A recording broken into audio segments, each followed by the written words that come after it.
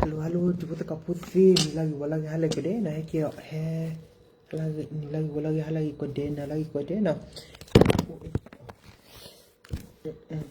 Oh yo fuck. Allah. Kaya ya mira tenang kali. Be. Ibu na bekera. Guna. Paciarak. Da ura pala. Da chadna. Dia ni likadu nakada lekada na lina de wina de lekada ulala cha oh gek ulala cha ka pu kana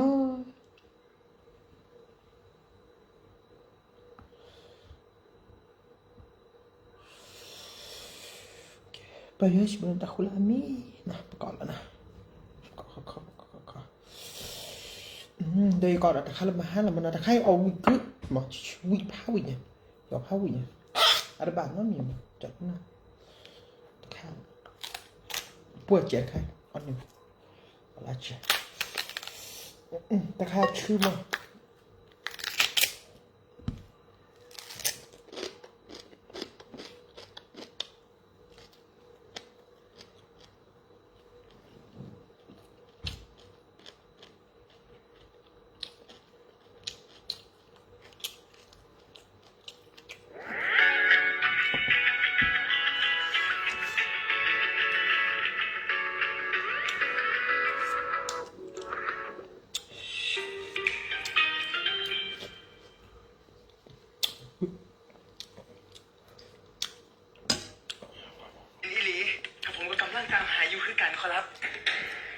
มึงปลดกูหรือ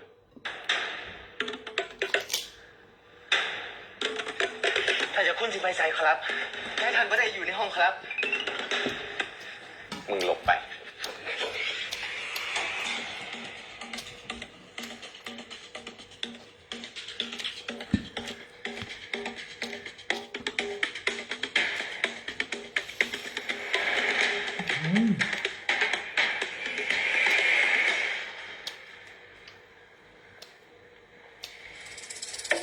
ถ้ามึงเจอตัวมันบอกมันด้วยว่าให้กลับไปช่วยกูทำงานได้แล้วทำตัวมีประโยชน์เสียบ้างชาวบ้านก็จะได้ไม่คอรหามันไปมากกว่านี้ขอรับท่านเจ้าคุณ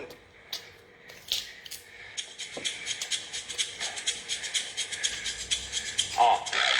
แล้วกูก็ฝากบอกมันด้วยทำตัวเป็นกระเทยให้มันน้อยๆหน่อยไม่เช่นนั้นกูจะกระทืบให้ขอรับ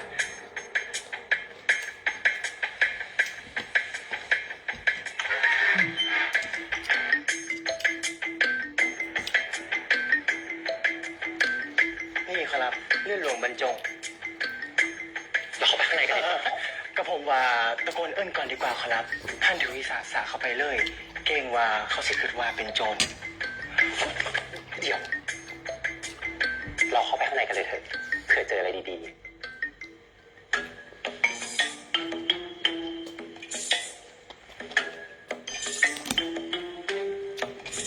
เจ๊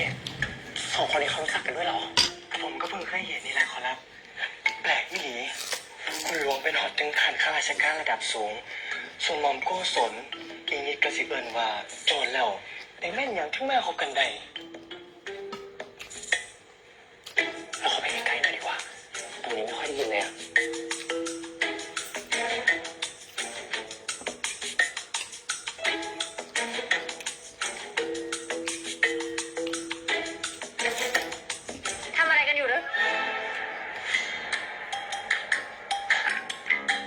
มีใครอยู่ไหมเจ้าคะพอดีอีฉันมาหาหลวงบรรจงเจ้าค่ะ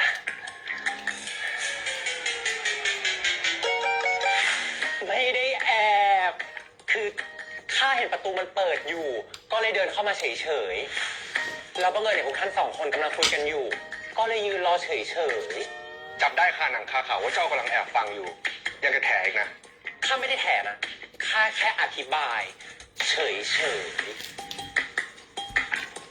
เจ้าอย่างโยธโทสะข้าเจ้ายังมีติดค้างข้าอยู่หนึ่งคดี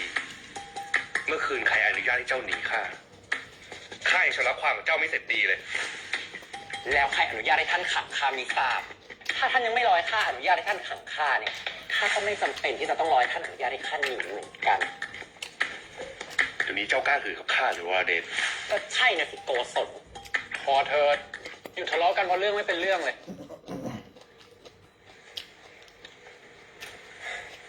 วรเดชแล้วที่ท่านมาหาข้าที่นี่ มีธุระอันใดก็รีบว่ามาเถิด คือข้าจะมาขออาศัยอยู่ที่บ้านท่านหลวงบรรจง มันเรื่องอะไร บ้านท่านก็ออกจะใหญ่โตทำไมจะต้องมาอยู่บ้านข้าด้วย คนนี้เป็นใครอ่ะ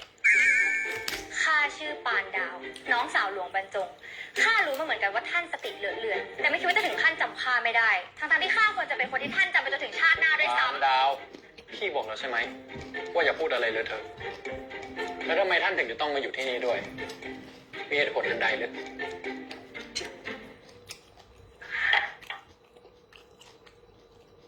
ที่มาขออยู่บ้านข้าเพราะกลัวท่านเจ้าคนดุด่า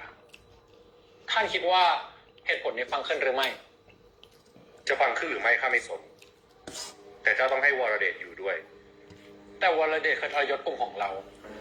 เคยฆ่าเพื่อนของเรา ถ้าเราเอาเขามาอยู่ด้วย อาจจะเป็นภัยต่อขบวนการของเรานะท่านโกศล แต่ตอนนี้วรเดชจำอะไรไม่ได้แล้ว เราแค่ค่อยๆป้อนความทรงจำใหม่ให้กับวรเดชแล้วพอเขาเปลี่ยนเป็นคนใหม่ เขาจะมาช่วยงานเราไง แต่ข้าก็ยังไม่ไว้ใจเขาอยู่ดีอะตอนที่เจอหน้าข้าเขายังเผลอพูดออกมาว่าอหวมันเหมือนเป็นรหัสลับอะไรสักอย่าง ข้าว่าเขาต้องมีแผนที่ปิดบังเราอยู่เป็นแน่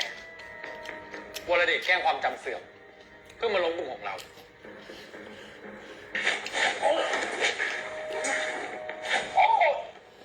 ตอนนี้วรเดชเป็นคนใหม่แล้ว และข้าเชื่อว่าเขาจะไม่มีวันทำอย่างนั้นอีก ข้าจะไม่ยอมเสียเพื่อนพ้องของข้า เพราะคนนี้อีกเด็ดขาดอ่ะ เจ้าจะยอมให้วรเดชอาศัยอยู่ที่บ้านเจ้าหรือไม่ ไม่ ข้าไม่ยอม จะยอมหรือไม่ยอม ยอม ข้ายอมแล้วก็ได้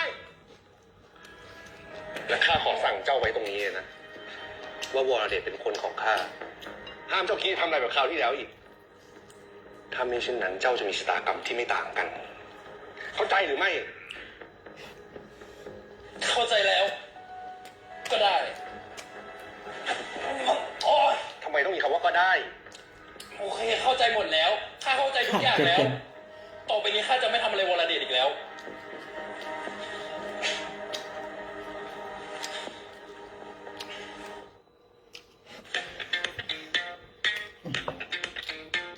Ben je op zoek naar een goede Pakket laptop van je voor een barack, scherpe prijs? In mijn winkel heb ik een aantal hele mooie aanbiedingen. Ik heb nu bijvoorbeeld deze zakelijke Dell laptop van €275, nu voor €235. Of bijvoorbeeld deze HP laptop van €245, nu voor €215. Al onze desktops en laptops zijn uitgebreid gecontroleerd en we geven 2 Wat is nu jaar op de garantie. hand nog een Ik zie keer? je graag in mijn winkel. Tot ziens. Beladen daar, dus ja nou.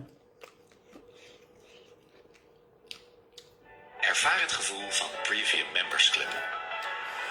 Van altijd vooraan parkeren naar snelle security en grenspassage. Van een laatste mail voor vertrek naar een verfrissend drankje in onze exclusieve lounge. Ervaar zelf het gevoel van Premium Members Club. แล้วก็ดันไม่แล้วก็ล่าลันเลยมั้งลันเลย สวยไหม ไม่ เห็นแดง นี่ปานดาว ข้ากับเจ้าเนี่ย คงจะเป็นเพื่อนสนิทกันใช่ไหม และข้าคงมาหาเจ้าที่นี่ทุกวัน แล้วก็เมามอยกันตามภาษาเพื่อนสาว ใช่ เจ้ามาบ้านนี้ทุกวัน แล้วข้าก็ไล่เจ้ากลับบ้านทุกวันด้วย ข้าคงอยู่เมากับเจ้าที่นี่จนดึก เจ้าก็เลยกลัวว่าข้าจะกลับลำบาก ไม่ใช่ แต่เป็นเพราะข้ารำคาญเจ้า ข้าไม่ชอบให้เจ้ามาเกาะแกะพี่ข้า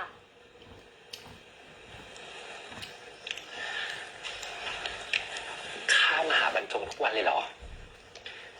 แล้วข้ากับบรรจงเนี่ยเป็นอะไรกันล่ะ วรเดช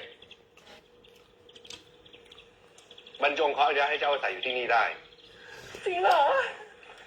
ไม่ได้นะ ข้าไม่ยอม พอเธอปานดาว ไม่เป็นกะไรดอก วรเดชท่านอยู่นี่ได้ตามสบายนะ ขอบคุณนะบรรจงอ๋อ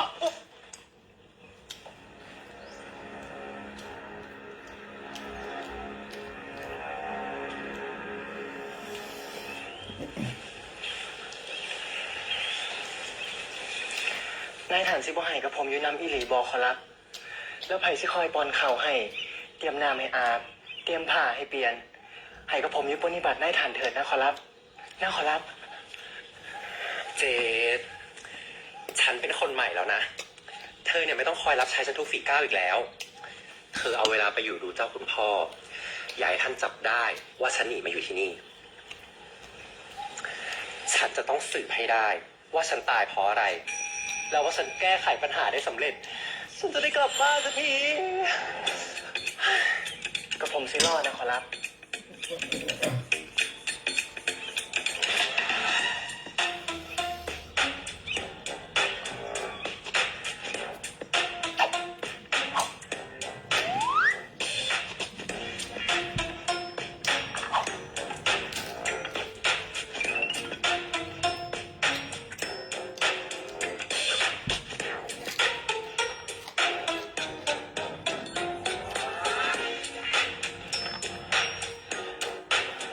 เหมือนกันเดะเละปุ๊เลยจดหมายเนี่ยบรรจงต้องเขียนให้นางวรเดชแน่ๆเรามีผัว2 คนเลยเหรอเนี่ยนางวอ วรเดชเจ้าอยู่ไหน วรเดช อืม วรเดชเจ้าเข้าไปทำอะไรที่ห้องทำงานบรรจง เจ้ามาอยู่ที่นี่จะมาเดินเตะป่าไปทั่วเยี่ยงนี้ไม่ได้นะ ข้าก็หลงทางนะสิแหมข้าเพิ่งมาอยู่ที่นี่เป็นวันแรกนะ เนี่ยงงไปหมดแล้ว เจ้าไม่ได้เพิ่งมาที่นี่ครั้งแรก เจ้ามาที่นี่เป็น100 ครั้งแล้ว โธ่ท่านอย่าดุข้านักเลยนะที่รักว่าแต่ที่ท่านมาหาข้าเนี่ยท่านมีธุระอะไรเหรอ หรือว่าท่านคิดถึงข้า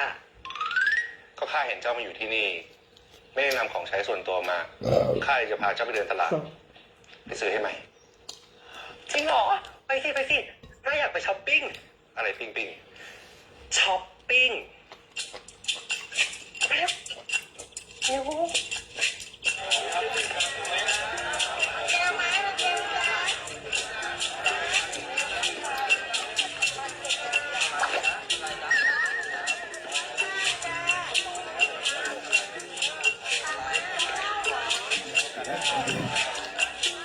ข้าไปดูมาให้เจ้าแล้วนะ ไม่มีช้อปปิ้งอย่างที่เจ้าว่า มีแต่ไก่ปิ้งเนี่ย เจ้าจะเอาไหม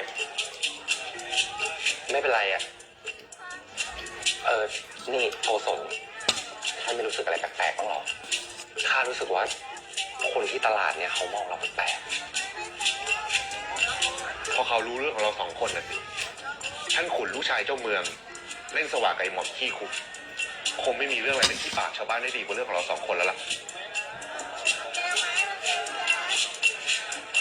มายีละกีเอาล้านหลันเลยมั้งเอาล้านเลยมั้งหลัง เจ้าจะทำอะไร ๆไหนๆเขาก็จะนินทาเราแล้วเนี่ย ข้าก็สร้างเรื่องให้เขานินทาได้สนุกขึ้นไงปล่อยแฟน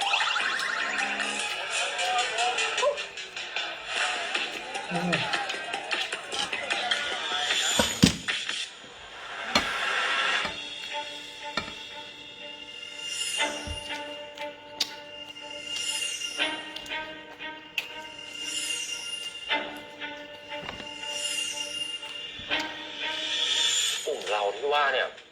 มันคือกลุ่มอะไรหรอ ก็กลุ่มวิวัฒชนที่บรรจงเป็นคนก่อตั้ง พวกเราล้วนมีเป้าหมายเดียวกัน คือเอาชัยเชษฐ์ลงจากบัลลังก์ This is me This is me นี่เลยฉันเห็นแล้วใช่ไหม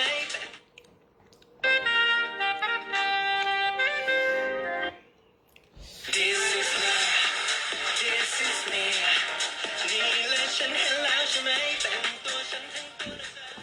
ข้าไม่เข้าใจว่าทำไมพี่ถึงยังจะให้วรเดชมาอยู่บ้านของเราอีก พี่ไม่กลัวเขาจะมาก่อเรื่องในกลุ่มของเราอีกหรือ หรือว่าพี่กลัวหม่อมโกศลพี่โดนเขาข่มขู่มาใช่ไหม อย่างพี่นะลึกเจ้าโกโก้สน ถ้าเขาคิดจะทำอะไรพี่สู้ได้อยู่แล้ว แต่ที่พี่ยอมเพราะพี่อยากให้วรเดชอยู่ในสายตาเราเอาไว้ เพื่อเขาคิดร้ายจะทำอะไรเราอีก เราจะได้จัดการเขาทัน อย่างนั้นหรือ อย่างนั้นสิ โอ๊ยเบาๆได้ไหม แล้วตกลงแขนนี้ไปโดนอะไรมา หรือว่าโดนหม่อมโกศลจับปิดมา ไม่ใช่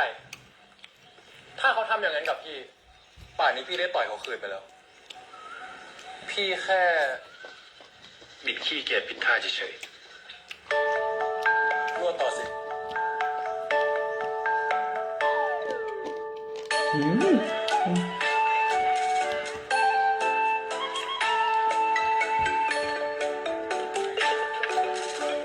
น่าอีฟมาก ป้าจ๊ะ ขนมครกเนี่ยขายยังไงจ๊ะ8 คู่กึ่งพายงั้นเอากึ่งพายจ้ะ ไม่ขาย งั้นเอา1 พายเลยแล้วกันจ้ะ กี่พายก็ไม่ขาย หายคนและประเภทอ่ะฉันควรติดคุกไปด้วย จะขายหรือไม่ขาย ไม่ขาย ถ้าไม่ขายข้าจะได้พังของผู้ที่หมดเสีย โอ้ยขายนะจ๊ะเดี๋ยวป้าหยิบให้บัตรนี้จ้ะ อืม ทุกร้านจงฟัง ถ้าข้าไปเยือนร้านไหน แล้วร้านนั้นไม่ขายให้กับข้า ก็เตรียมเก็บซากร้านกลับบ้านไปได้เลย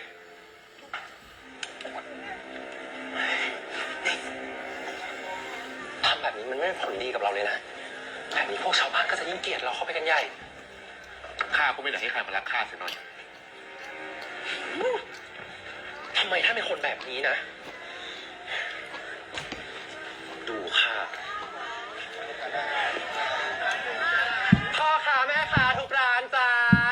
วันนี้ใครที่เตรียมอะไรมาเนี่ยข้าเหมาหมดเลยจ้า นี่จ้ะเงินค่าคุณวรเดชมีเงินพอสำหรับทุกร้าน และสำหรับพ่อแม่พี่น้องคนไหนนะจ๊ะที่กำลังจับจ่ายใช้สอยกันอยู่ เก็บเงินของพวกท่านเอาไว้เลยจ้ะข้าจะเป็นคนจ่ายเองจ้า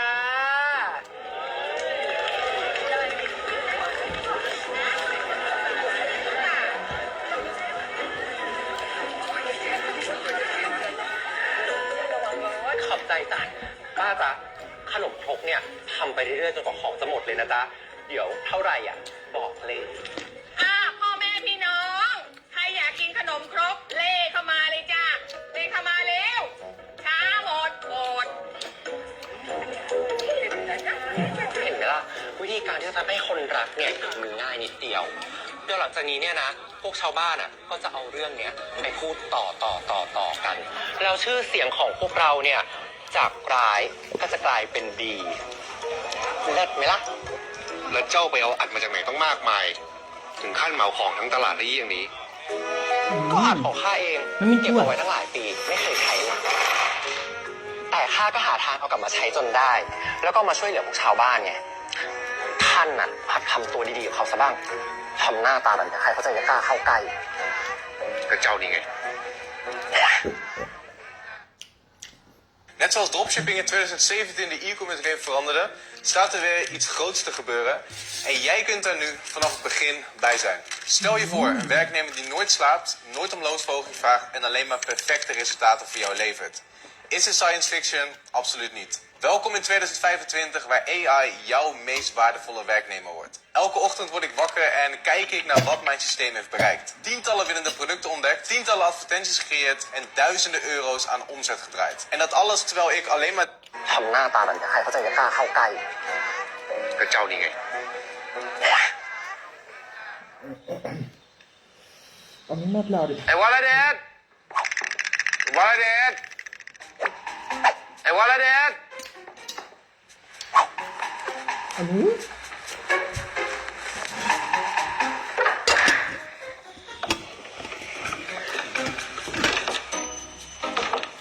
เฮ้ย เอ็งลงดานประตูทำไมวะ ข้าบอกแล้วใช่ไหมไม่ให้ทำแบบนี้ ที่นี่บ้านข้าไม่มีที่ส่วนตัวของใครเว้ย เฮ้ย ได้ยินข้าแล้วก็มาเปิดประตูสิเว้ย ปล่อยให้ข้าพูดเป็นบ้าคนเดียวอยู่ได้ เฮ้ย เปิด ใครอยู่ข้างใน ถ้าไม่เปิดข้าจะให้คนมาพังประตูเข้าไปนะเว้ย เจนเองขอรับท่านเจ้าคุณ ไอ้เจดเอ็งคิดจะลองดีกับข้าเหรอวะ ได้ยินแล้วทำไมไม่เปิดประตู ข้ามีธุระจะคุยกับวรเดชมัน ท่านคุณรับอยู่ขอรับ หลับอยู่ก็ปลุกสิวะ ถ้าเองไม่กล้าปลุก ก็เปิดประตู ข้าจะไปกระชากมันขึ้นมาจากเตียงเอง ท่านเจ้าคุณจะพาเขามาเลยขอรับท่านคุณนอนแก้ผ้าอยู่ มันแก้ผ้ามาตั้งแต่วันแรกที่มันออกมาจากท้องแม่มาแล้ว เห็นอีกทีจะเป็นไรไปวะ เปิดสิเว้ย มึงยังเห็นได้เลย เจ้าคุณพ่อเจ้าขาวันก่อนลูกโดนไม้ตะพดของเจ้าคุณพ่อหวดเข้าไป ยังรู้สึกปวดเสียนเวียนก้านอยู่เลยเจ้าค่ะ วันนี้เจ้าคุณพ่อมาหาลูกวันหลังดีกว่านะเจ้าค่ะ เสียงเองเป็นอะไร โดนไม้ตะพดหัวดที่คอเจ้าค่ะ เองอย่ามาทำสำออย เองโดนไม้ตะพดฆ่าไปกี่หนแล้วไม่เห็นจะเป็นไร ไหนเองออกมาให้ข้าดูสิหัวดอีกสักที2 ทีคงจะหายดีกันมั้ง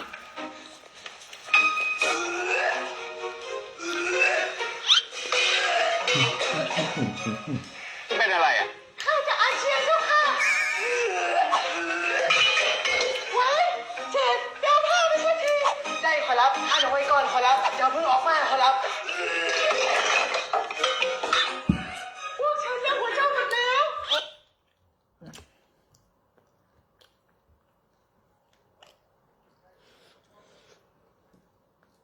ทอดความทรงจำใหม่กับวรเดช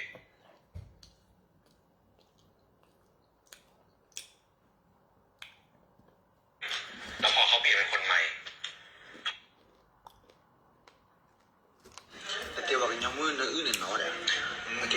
Ateva ba pui na ma ko ni te na de tare. Nyamu na lo na na mu.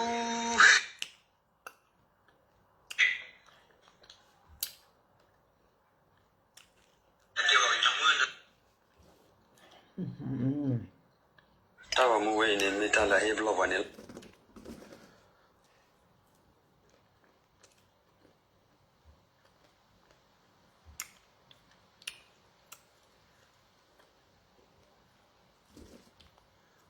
เจ้าหัวเจ้าหมดแล้วโอ้ได้ทันกินอย่างเข้าไปขอรับเหม็นอีหลี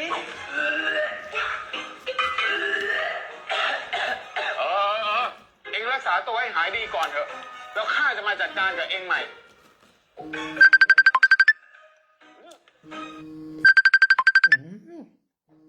ใหญ่นะ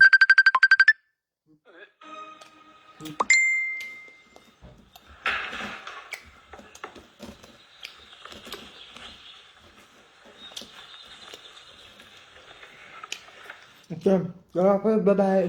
Dit is kraken. De eenvoudige manier om kennis te maken.